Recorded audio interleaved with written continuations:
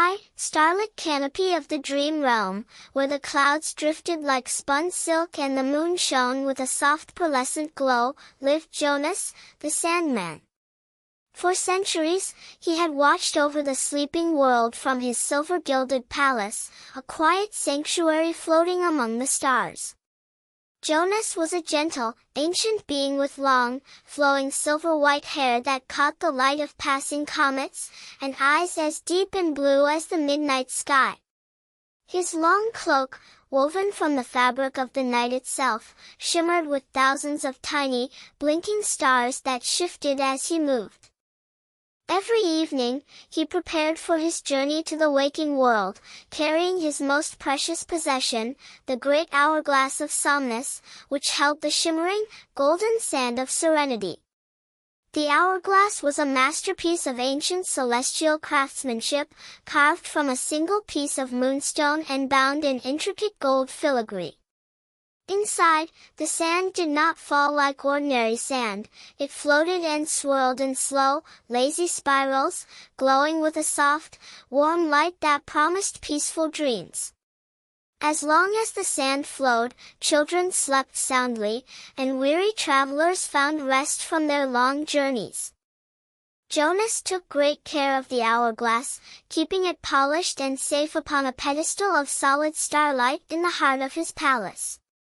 It was the anchor of the dream realm, the source of all rest, and without it, the delicate balance between waking and sleeping would crumble.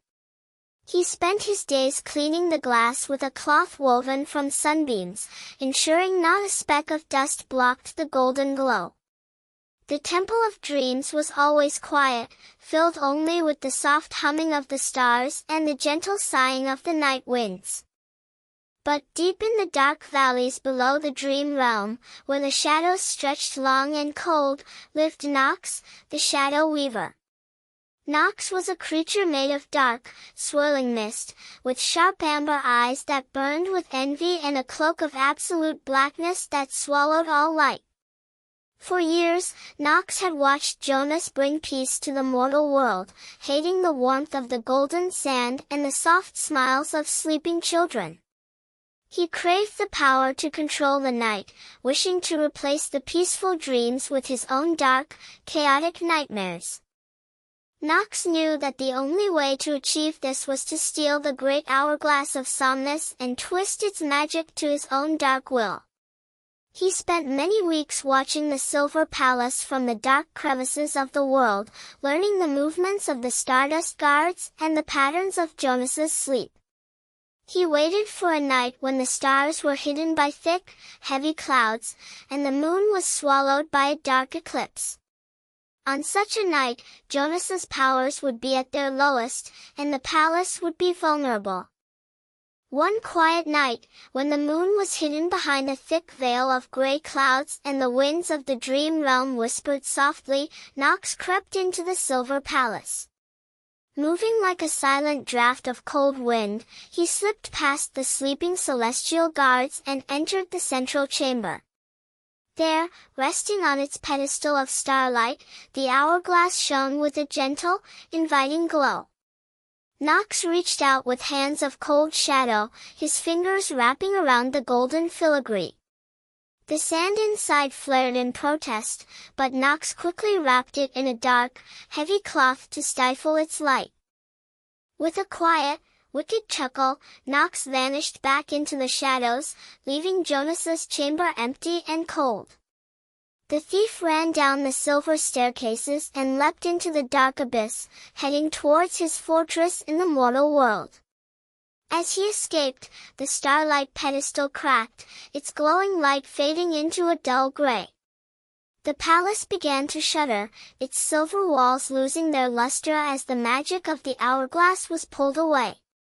The guards woke up in confusion, feeling a sudden, heavy dread in their hearts. When Jonas awoke to prepare for his nightly journey, he walked into the central chamber and stopped, his heart freezing in his chest. The pedestal was bare, the starlight that once cradled the hourglass now flickering weakly like a dying candle. A cold, dark mist clung to the air, smelling of damp earth and old shadows. Jonas searched every corner of the palace, his silver cloak rustling anxiously, but he found nothing. He realized with dread that the hourglass was gone, and with it, the sleep of the entire world. Jonas knew that without the sand of serenity, the mortal realm would be trapped in endless, exhausted wakefulness. He looked down through the clouds at the earth below, where the lights of cities and villages were beginning to flicker in the gathering darkness. Already, he could feel his own strength beginning to wane, his body growing lighter and less solid as the connection to the sand weakened. He knew he had to find the thief before the next moonrise, or he would disappear forever. As the hours passed, the effects of the theft began to show in the world below. In the cozy village of Oakhaven, which nestled at the edge of the ancient Whispering Woods, a young girl named Lyra lay awake in her bed. She was 10 years old, with curly chestnut hair that fell around her shoulders and bright, inquisitive hazel eyes. Lyra loved the night, but tonight felt wrong. The air was heavy and restless, and try as she might, she could not fall asleep. She tossed and turned, staring at the wooden ceiling of her room, listening to the strange, quiet sighs of the wind outside. Her bed, usually a warm haven of comfort, felt stiff and uncomfortable. She sat up and looked around her room, where the shadows seemed to twist in unfamiliar ways. She could hear the faint, distant sounds of the village, which should have been asleep hours ago. It was a restless, nervous sound, like a flock of birds before a storm. Lyra got out of bed and walked to her window, looking out over the village. Usually, Oakhaven was dark and peaceful by this hour, but tonight, candles flickered in every window. She could hear the quiet, tired murmur of her neighbors talking across their gardens, and the soft crying of restless children. Looking up at the sky, she noticed that the stars seemed dim, and the moon was pale, lacking its usual warm, silver glow. She felt a deep, pulling curiosity in her chest. She felt a sense that something had broken in the sky, and she resolved to find out what it was. She knew that her grandmother's stories about the guardians of the night might hold the answer. She quickly dressed in her favorite green tunic and sturdy leather boots, wrapping a warm wool scarf around her neck. Slipping out of her house through the back door, she entered the cool night air. The village was quiet, but it was a tense, unnatural quiet. She made her way to the edge of the Whispering Woods, the ancient forest that her elders warned her never to enter after dark. The trees were massive oaks and elms, their branches twisting overhead like wooden fingers. The air was cool and smelled of pine and damp earth. As she stood at the forest edge, she saw a faint, shimmering silver light deep within the trees. It did not look like the light of a lantern or a campfire, it was soft and pulsed like a heartbeat. Lyra was brave and curious, and the forest seemed to call to her, its trees swaying gently under the pale moonlight as if gesturing for her to enter. She took a deep breath, adjusted her scarf, and walked into the woods. The leaves crunched softly under her boots. As she walked deeper, the shadows seemed to stretch and play, but she kept her gaze steady. The silver light ahead grew brighter, casting long, dancing shadows on the mossy ground. She followed the light, her heart beating with excitement, until she came to a small clearing. In the center of the clearing, sitting on a mossy log with his head in his hands, was Jonas. The Sandman looked incredibly tired. His silver-white hair was tangled, and his starry cloak lay limp on the ground, its stars blinking weakly. He looked up as Lyra entered the clearing, his blue eyes filled with a deep, ancient sadness. Lyra stopped, gasping softly. She had heard stories of the Sandman from her grandmother, but she had never believed they were real. Yet here he was, a figure of stardust and dreams, sitting in her local forest. She stepped closer, her boots making no sound on the soft moss. Jonas watched her, his expression a mix of surprise and exhaustion. He did not look dangerous, he looked like a grandfather who had walked a very long way and needed a place to rest. Jonas spoke, his voice sounding like the soft rustling of dry leaves in autumn. He told her that he had descended to the mortal world to search for the thief, but without the hourglass, his power was fading rapidly. He was tied to the sand, and the longer it remained in the hands of the shadow creature, the weaker he would become. He explained that if he did not find it soon, he would dissolve into stardust and be scattered by the wind. Lyra stepped closer, her heart filled with sympathy for the gentle traveler. She sat beside him on the log and promised to help him search for the lost hourglass, saying that 2 pairs of eyes were better than 1. She told him that she knew the Whispering Woods well, having explored its paths during the day. Jonas looked at her, seeing the determination in her hazel eyes and the kindness in her smile. He felt a small spark of hope. Jonas smiled, a faint warmth returning to his pale face. He accepted her offer, grateful for the young girl's courage. He explained that the shadow mist he found in his palace belonged to Nox, the shadow weaver, who lived in the obsidian spire. The spire was located deep in the heart of the Whispering Woods, in a place where the sun never reached and the plants grew dark and twisted. It was a place of shadows. Jonas stood up, leaning heavily on a wooden staff he had carved from a fallen branch. Together, they set off into the deeper parts of the forest. The path was faint, overgrown with thorns and dark ivy. The air grew colder, and a quiet, heavy silence settled over them. Lyra walked ahead, clearing the path with a stick, while Jonas followed, his starry cloak dragging on the damp leaves. His footsteps left faint, glowing silver footprints that quickly faded.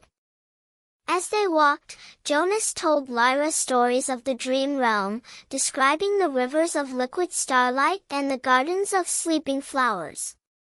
Lyra listened with wide eyes, forgetting her own tiredness. It was strange to walk through the woods with a legend, but Jonas felt very real, very human in his weakness. She felt a deep responsibility to help him. If the Sandman faded, the world would lose its dreams, and she could not let that happen. Suddenly, a thick, purple fog began to roll across the forest floor, rising quickly to their knees. It was the fog of forgetfulness, a magical barrier created by Nox to keep intruders away from his spire. The fog was warm and smelled of sweet, heavy perfume. As the fog rose, Lyra felt her mind grow cloudy. She stopped walking, her eyes turning blank. She forgot where she was going, and why she was in the forest. She looked at Jonas, but she did not recognize him. He was just a strange old man in a dark cloak. Jonas, too, seemed to falter, his grip on his staff loosening. He sat down on a stone, his eyes staring blankly into the purple mist. The memories of his palace, his hourglass, and his duty were slipping away like water through his fingers. The fog was winning, wrapping them in a comfortable, empty silence. Lyra struggled against the fog, trying to hold on to her memories. She remembered her warm bed, the pale moon, and the tired eyes of the Sandman beside her. She reached into her pocket and found her silver pendant, a gift from her mother that always kept her grounded. She squeezed the cool metal, the sharp edges pressing into her palm. The slight pain broke the fog's spell, and the memory of her home came rushing back. She grabbed Jonas's hand and pulled him forward, guiding him through the thick mist. She spoke to him, reminding him of his palace, the stars, and the golden sand. Her voice was a steady anchor in the swirling purple fog. Jonas blinked, his blue eyes clearing as he heard her words. He stood up, leaning on her, and together they pressed through the last of the fog.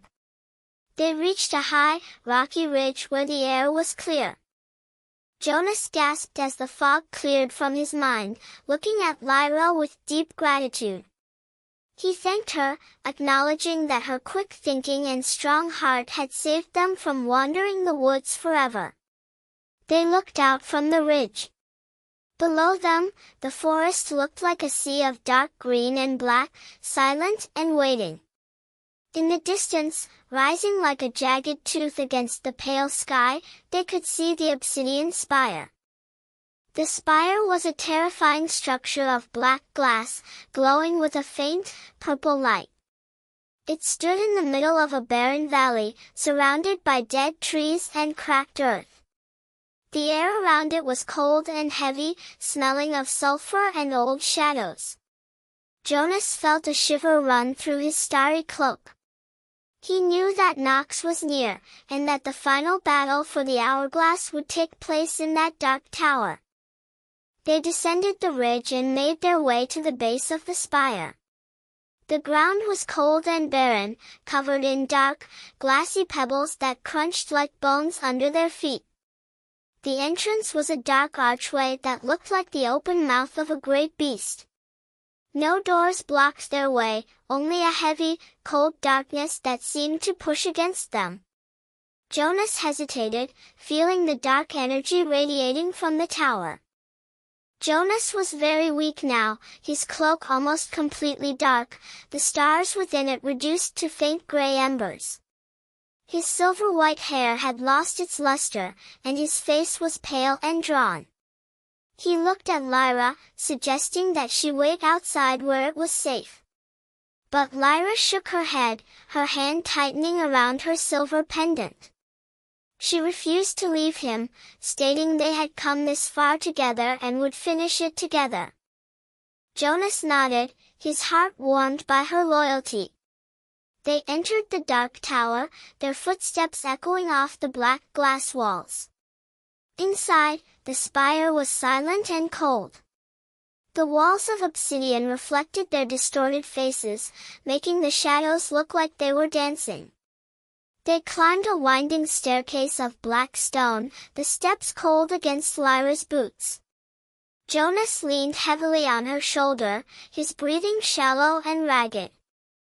They could hear a faint, low humming sound coming from the top of the tower, growing louder as they climbed. It was a sound that made Lyra's skin crawl, filled with malice and greed. As they climbed higher, they saw strange paintings on the walls, depicting scenes of nightmares and chaos. It was Nox's vision for the world, a place of endless darkness and fear. Lyra squeezed her pendant tighter, her determination hardening. They reached the top chamber, a large room with a high ceiling and windows that looked out over the entire forest. In the center of the room, standing before a large stone altar, was Nox. He was holding the great hourglass of Somnus, his dark, smoky fingers tracing the golden filigree. The sand inside had changed. It was no longer gold, but a dark, swirling purple, crackling with dark energy. Nox was chanting in a low, raspy voice, preparing to release the dark sand into the wind to spread nightmares across the world. He did not notice them at first, too absorbed in his dark ritual. The purple light from the hourglass cast long, monstrous shadows on the walls. Jonas stepped forward, his voice weak but filled with command, telling Nox to return the hourglass. Nox stopped chanting and slowly turned around. Nox's amber eyes burned with triumph as he looked at the intruders. He laughed, a cold, mocking sound that echoed off the obsidian walls. He mocked Jonas's weakness, pointing out how the Sandman could barely stand. He said that the age of dreams was over, and the age of nightmares had begun. He raised the hourglass, preparing to shatter it on the stone altar to release the nightmare sand all at once. Lyra knew she had to act quickly, or the world would be lost to darkness. She stepped forward, drawing Nox's attention away from Jonas. She pulled her silver pendant from her neck and held it high. As Nox looked at her, the pale moonlight from the window caught the pendant, reflecting a sharp beam of silver light directly into Nox's eyes. The shadow creature cried out in pain, dropping the hourglass. The hourglass fell, tumbling through the air toward the cold stone floor. Jonas lunged forward with the last of his strength, catching the hourglass just inches before it shattered. He held it close to his chest, his silver cloak flaring with light as the connection to the sand was restored. The dark, purple sand inside began to shift, turning back to its warm, golden glow. Jonas stood tall, his weakness vanishing. The power of the sand of serenity flowed back into Jonas. His eyes shone with a brilliant blue light, and his starry cloak sparkled like the night sky. The cracks on the starlight pedestal in his palace began to heal, and the silver walls of his home regained their luster. Jonas raised his wooden staff, and a wave of golden dust swept across the chamber, wrapping around Nox like a warm blanket. Nox snarled, his shadow form shrinking as the golden light filled the room. He tried to summon more shadows, but the light was too strong, too pure. With a final, frustrated cry, Nox dissolved into a harmless wisp of gray smoke, drifting out of the window and disappearing into the night. The dark energy in the tower vanished, replaced by a warm, peaceful silence. The moonlight shone clearly through the windows. Jonas turned to Lyra, his face soft and filled with gratitude. He thanked her for her bravery, saying that the world would sleep peacefully tonight because of her. He took a tiny pinch of the golden sand from the hourglass and blew it gently toward her. Lyra felt a wonderful, warm sleepiness wash over her, her eyelids growing heavy. She smiled as she fell into a deep, dreamless sleep. Jonas carried her gently down the winding stairs, his starry cloak wrapping around her like a blanket. He walked out of the obsidian spire and through the whispering woods, which were now quiet and peaceful. The trees seemed to bow as he passed, their leaves whispering a soft lullaby. He reached the village of Oakhaven, where the candles had finally been blown out and the villagers were sleeping soundly. He carried Lyra to her house, slipping through the back door as quietly as a draft of wind. He placed her gently in her bed, pulling the warm blankets up to her chin. He looked at her one last time, his blue eyes filled with affection. He placed her silver pendant on her bedside table, and next to it, he left a tiny glass vial filled with a single grain of golden stardust. Jonas then ascended back to the dream realm, his strength fully restored. He returned to his silver-gilded palace, placing the great hourglass of Somnus back on its starlight pedestal. The sand began to flow again, filling the dream realm with its warm, soothing light. The stars in the canopy blinked brightly, celebrating the return of the Sandman. Jonas stood at his window, looking down at the quiet world below. He knew that Nox would return one day, for shadows always find a way to creep back. But he also knew that as long as there were brave hearts like Lyra in the world, the light of dreams would never be extinguished. He began his nightly journey, scattering the golden sand across the sleeping cities and silent forests. Every child smiled in their sleep, dreaming of adventures in the starlit sky.